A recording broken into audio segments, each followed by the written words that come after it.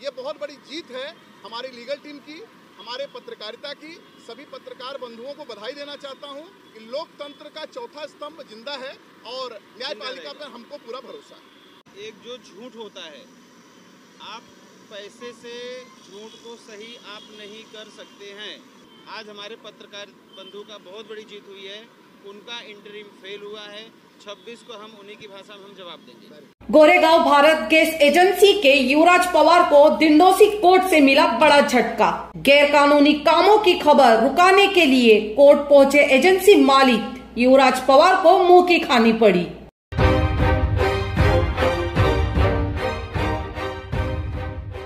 मुंबई के Goregaon MG road पर BPCL द्वारा दी गई गोरेगांव भारत गैस एजेंसी चलाने वाला युवराज पवार खुले आसमान के नीचे घनी बस्ती के बीच अवैध गोदाम बनाकर गैस सिलेंडर डिलीवरी करने का धंधा कर रहा है, जो लोगों के जान के साथ सीधा खिलवाड़ कर रहा है। जिसकी खबर प्रकाशित होने पर युवराज पवार ने पहले बीपीसीएल के भ्रष्ट अधिकारियों से मिलकर डराने और धमकाने की कोशिश की। उसके बाद खबर रुकवाने के लिए कोर्ट से नोटिस जारी करवाई।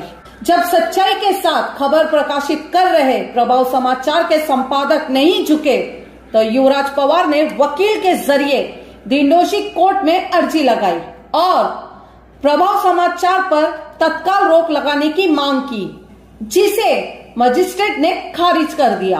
आपको बता दे कि बीपीसीएल द्वारा Goregaon Bharat gas agency general Rai उर्फ अल्कोहल नामक व्यक्ति को अलॉट की गई थी, लेकिन युवराज पवार ने झूठी शिकायत कर बीपीसीएल के भ्रष्ट अधिकारियों के साथ मिली भगत से एजेंसी हड़प ली। अब ऐसे में मामला कोर्ट में है।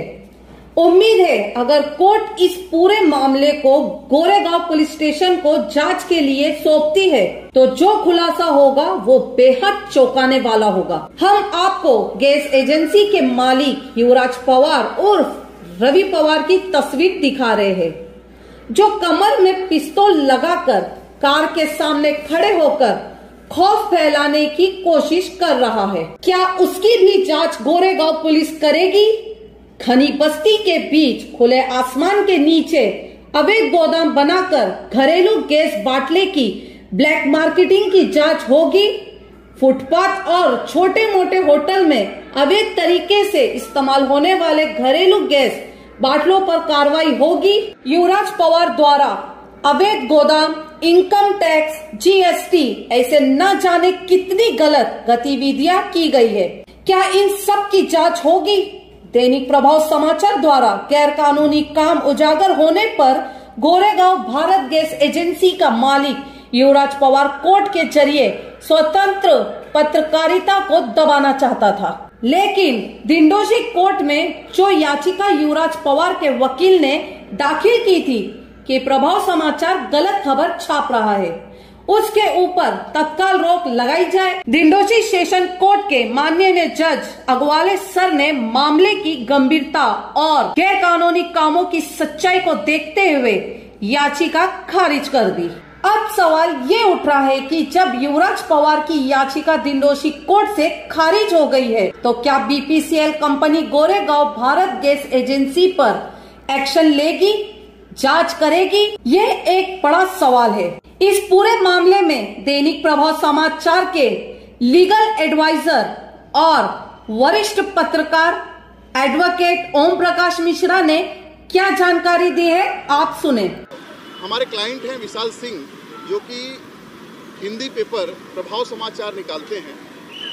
आप सबको पता है कि लोकतंत्र का चौथा स्तंभ जो है वो मीडिया कहा जाता है और सच्चाई को उजागर करने के जो जिम्मेदारी होती है वो मीडिया की होती है। तो गोरेगांव पश्चिम में एमजी रोड पर भारत गैस एजेंसी के जो ओनर हैं, जो उसको चला रहे हैं, वहाँ पर भारी भ्रष्टाचार हो रहा था। बड़े पैमाने पर वहाँ पर अनियमितताएं बरती जा रही थी, बड़े पैमाने पर वहाँ पर लापरवाही बरती जा रही थी, बड़े पैमाने पर कानून के नियमों की धज्जियां उड़ाई जा रही थी, बड़े पैमाने पर वहाँ पर लोगों की जान माल को खतरा होने की आशंका के चलते जो प्रभाव समाचार है उसने इस मुद्दे को उठाया था। तो आप सभी को पता है कि अगर किसी पत्रकार की आवाज़ को दबाना हो तो पहले क्या होता है कि उसको फ़ोन किया जाता है, गैस एजेंसी वाले फ़ोन करते हैं, कंपनी वाले फ़ोन करते हैं, और जब कोई रास्ता नहीं बचता तो उसे कानून में दबाने, कानून के रास्ते से दबाने की कोशिश की जाती है। तो जो युवराज पवार हैं, जो भारत गैस एजेंसी के संचालक हैं वहाँ पर गोरेगांव पश्चिम में, उन्होंने हमारे क्लाइंट के ऊपर एक सूट फाइल करके उनके अखबार को जो लिख रहे हैं उसके ऊपर रोक लगाने की मांग की थी। मैं आप लोगों को बता दूं, आज जो है जज साहब ने उनकी एड इंटरिम की जो एप्लीकेशन थी उसको रिजेक्ट कर दिया है। ये बहुत बड़ी जीत है हमारी लीगल टीम की, हमारे पत्रकारिता की। सभी पत्रकार बंधुओं को बधाई देना चाहता हूं कि लोकतंत्र का चौथा स्तंभ जिंदा है और न्यायपालिका पर हमको पूरा भरोसा है। आगे का प्रोसीजर क्या रहेगा? हम जवाब देंगे, मुंहतोड़ जवाब देंगे। अभी अगले जो 26 अक्टूबर की जो डेट पड़ी है, 26 अक्टूबर को हमको रिप्लाई देना है। 26 अक्टूबर को हम अपना रिप्लाई दाखिल करेंगे। किसी के प्रभाव में आकर के और धन बल के आगे पत्रकारिता झुकने वाली नहीं है। पत्रकारिता जो है वो सच का साधन है, सच का एक हमारे ऊपर जो जिम्मेदारी दी गई है, पत्रकारिता उसी तरह से बोलेगी। आज हमारी जो लीगल टीम थी डिग्निफाइड लॉ एसोसिएट की, हमारे जो भाई हैं घनश्याम दुबे जी, जितेश वार्ष्णेय जी, बहुत अच्छा इन्होंने यहाँ पर आज सहयोग दिया। सभी का मैं अभिनंदन करता हूँ और साथ साथ अपने पत्रकार भाई जो इस मुहिम में लगे हुए हैं उनको भी बधाई देता हूँ।